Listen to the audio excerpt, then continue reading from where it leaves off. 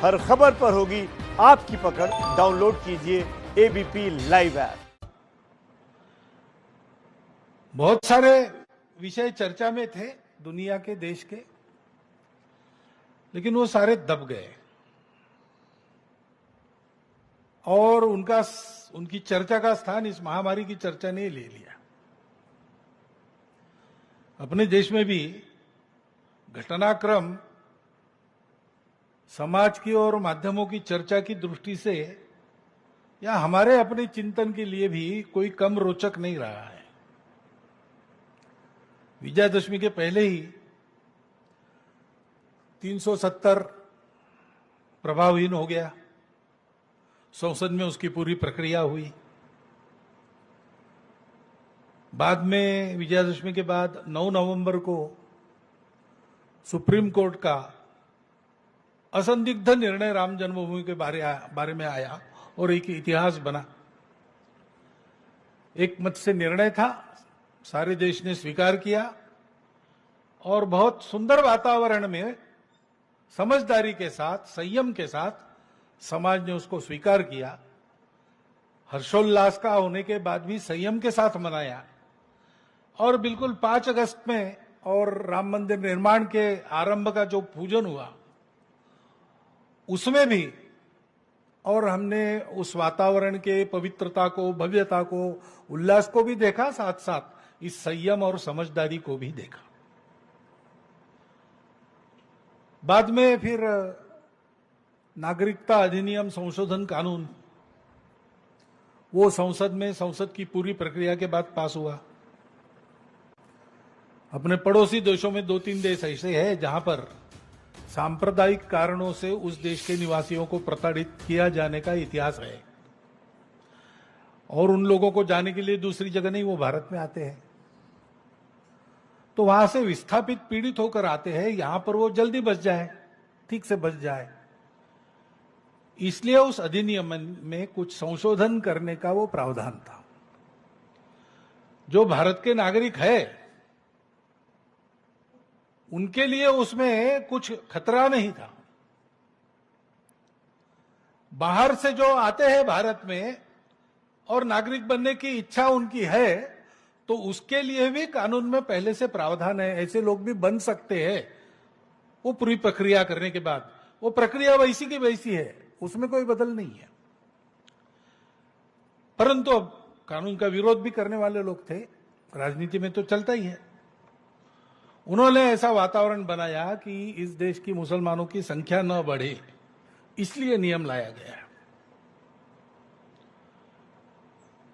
तो उसके चलते और उसका अच्छा विरोध शुरू हो गया, प्रदर्शन आदि होने लगे, देश के वातावरण में तनाव आ गया। उसका क्या उपाय करना, इसका सोच विचार पूरा हो, कुछ कृति हो, इसके पहले वो सारा और दब गया कोरोना आने के कारण। मनों में जो सांप्रदायिक आंच थी वो मन के मन में रहेगी। उसका उपाय होने के पहले ही कोरोना की परिस्थिति आ गई। ऐसा यानी होती इन विषयों की चर्चा जितनी और उस पर प्रतिक्रियाएं उतनी नहीं हुई सर्वसामान्य व्यक्ति के और माध्यमों की चर्चा में भी, और कोरोना ही छाया रहा। ऐसा सारी दुनिया में ऐसा ही दिखता है। बहुत सारी घटनाएं होती रही है, आज तक होती रही है, लेकिन अधिक चर्चा और ये कोरोना की ही रही है। एक बात हम कह सकते हैं कि सारी परिस्थिति में प्रत्यक्ष कोरोना बीमारी से होने वाला नुकसान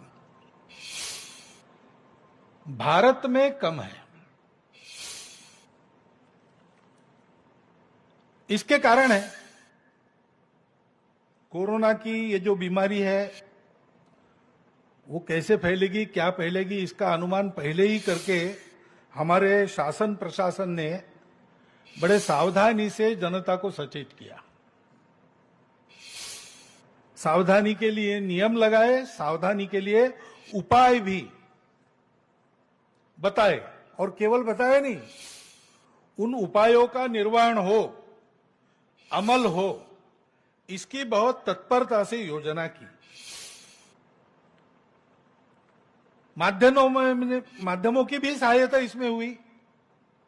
उन्होंने जो बढ़ा चढ़ाकर वर्णन किया इस सारे परिस्थिति का, तो जनता में एक जरूरत से ज्यादा भय भी आ गया। लेकिन उसका लाभ भी यह हुआ कि इन सब नियमों का पालन करने में जनता अतिरिक्त सावधान रही। ये सारे देश पर संकट है, सारी दुनिया पर संकट है। इसको ध्यान में लेकर सब लोग इसके प्रतिकार में लग गए।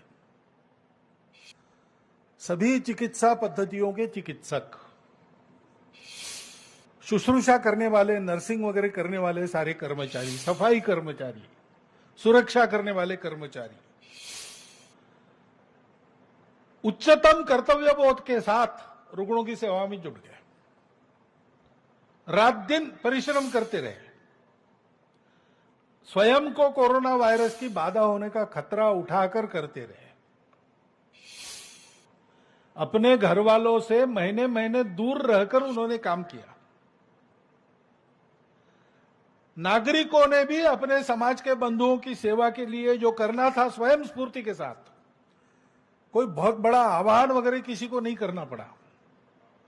सावधानी के तो आह्वान हुए, उसका पालन भी किया लोगों ने, लेकिन सेवा करने के लिए आह्वान नहीं हुआ। जिनको करना था वो लग गए, और जिनको करना था वो लग गए, यानी लगभग सारा समाज अपनी तो चिंता की ही, लेकिन दूसरों की भी चिंता करने में जुट गया। यानी जो पीड़ित लोग थे उन्होंने अपनी पीड़ा को भूलकर दूसरों की सेवा की। इसके भी कई उदाहरण पहली बार सामने आ गए। सहायता लेके जाओ तो उस घर के लोग कहते हैं कि हम और 7 दिन चला ले सकते हैं, हमारे पास वालों के पास अभी कुछ नहीं हो, उनको पहले देखिए। पूजनीय बाला साहब के भाषण में एक बार बात आई थी, सार्वजनिक भाषण में, दाई नीड इज ग्रेटर, ऐसी एक कहानी। वो दाई नीड इज ग्रेटर का उदाहरण हमको इस बार स्वतंत्रता के बाद पहली बार देखने को मिला पूरे समाज के आचरण। गड़बड़ियां करने वाले लोग नहीं थे, ऐसा नहीं। लोगों की कठिनाइयों का फायदा उठाने वाले स्वार्थ साधक लोग नहीं थे, ऐसा नहीं। उसके कारण कठिनाई, नुकसान ये भी हुआ, लेकिन बड़ा चित्र तो शासन, प्रशासन, जनता, इनका परस्पर विश्वास, परस्पर सहयोग, स्वयं स्फूर्ति से मन में सेवा भाव लेकर जो बनता है समाज के लिए वो करना। मातृशक्ति भी लग गई।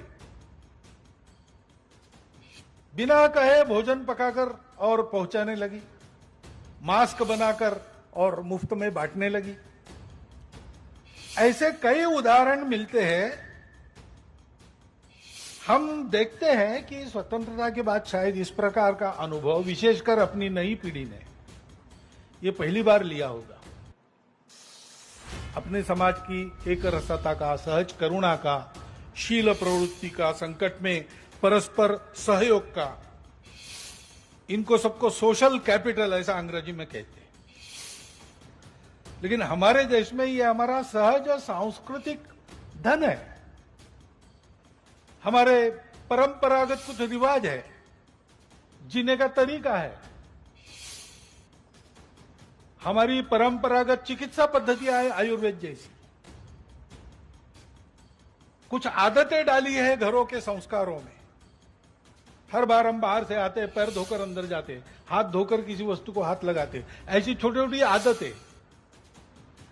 ये सारा हमारा सांस्कृतिक संचित जो है उपकारक, वो हमारे परिचय में फिर से एक बार आ गया। हम भूल रहे थे इसको। और वो सब सहजशील है हमारा, करुणा के स्वभाव का, सेवा के स्वभाव का, वो बड़ा वेग से सारे समाज के हृदय से प्रकट हुआ और सारा समाज एक होकर सक्रिय हुआ। इस अनुभूति को हमने शायद पहली बार पाया है। सेवा में रत जिनके नाम सबको मालूम है, जिनके नाम किसी को मालूम नहीं, सेवा कर रहे अभी तक, आगे भी करेंगे, सेवा करते करते बलिदान हो गए, ऐसे सब अपने समाज के बंधु भगिनी, चिकित्सक, सब प्रकार के कर्मचारी, समाज के सभी वर्गों से आने वाले सेवा परायण घटक ये अभिनंदन के पात्र है। और जिन्होंने सेवा करते करते अपना बलिदान दिया, वो सारे हुतात्मा, उनके स्मरण में, उनकी पवित्र स्मृति में हम अपनी हार्दिक श्रद्धांजलि अर्पण करते हैं। परिस्थिति अभी पूरी गई नहीं, चल रही है, लेकिन चरण बदल गया है। महानगर संघ चालक जी के प्रास्ताविक में उल्लेख था, अब लोग जो गए थे वापस आने लगे हैं, रोजगार अपना बंद करके गए थे अपने अपने गांव, वापस आने लगे। बहुत अधिक प्रमाण वापस आने वालों का है, लेकिन आने के बाद उनको वहां रोजगार है ही जो पहला था, ऐसा नहीं है। हो सकता है उनको अपना रोजगार बदलना पड़ेगा, नए रोजगार का प्रशिक्षण लेना पड़ेगा। बहुत सारे वापस हो गए, लेकिन सब वापस नहीं हो गए, इसलिए वहां भी कुछ खाली जगह होगी। वहां पे जो रोजगार है वो रोजगार सिखाने की व्यवस्था चाहिए। जो अपने गांव में ही रहने का निश्चय करके वहीं अभी टिके हैं या आसपास के छोटे शहरों में जाकर रोजगार ढूंढेंगे, उनके लिए भी रोजगार की समस्या है। रोजगार देना, रोजगार का प्रशिक्षण देना और रोजगार का सृजन करना, इस सेवा की आवश्यकता है। इतने दिन शिक्षा बंद रही, विद्यालय बंद रहे, फीस नहीं मिली, तो विद्यालय संचालकों के सामने फीस का पैसा न मिलने से स्कूल चलाने की समस्या है। शिक्षकों को वेतन कहां से देंगे, इसकी समस्या है। शिक्षकों का वेतन बंद रहा तो अभी भी पूरा वेतन देने की सबकी स्थिति नहीं है, तो अब घर कैसे चलाएं, इसकी समस्या उनके सामने है। छात्र पढ़ाई में पिछड़ गए, ये एक बात है, और अब फिर से विद्यालयों में जाने लगेंगे तो जिनके रोजगार गए ऐसे अभिभावकों के पास उनकी फीस भरने के लिए पैसा नहीं है, इसलिए उनके शिक्षा की व्यवस्था करना, शिक्षकों के उदर निर्वाह की व्यवस्था करना, विद्यालयों के निर्वहन की व्यवस्था करना, ये एक सेवा का आयाम ध्यान में आता है। और ये सारी परिस्थिति है, धीरे धीरे इसमें से हम बाहर आने वाले हैं, लेकिन तब तक जो तनाव है, उस तनाव के कारण समाज में, परिवारों में अनेक प्रकार की समस्याएं उत्पन्न होती है, निराशा आती है। उसमें से एक तरफ अपराधों में बढ़ोतरी होने की संभावना रहती है, दूसरी तरफ आत्महत्या की ओर व्यक्ति बढ़ते हैं। ये तीनों विकृतियां न आए, कठिनाई में भी, कष्टों को झेलते हुए भी सामाजिक पारिवारिक जीवन स्वस्थ रहे, इस प्रकार का सलाह परामर्श समुपदेशन उसकी आवश्यकता है। स्वयंसेवक तो ये काम कर रहे हैं और करते रहेंगे जब तक आवश्यकता है, तब तक सेवा उनका स्वभाव है।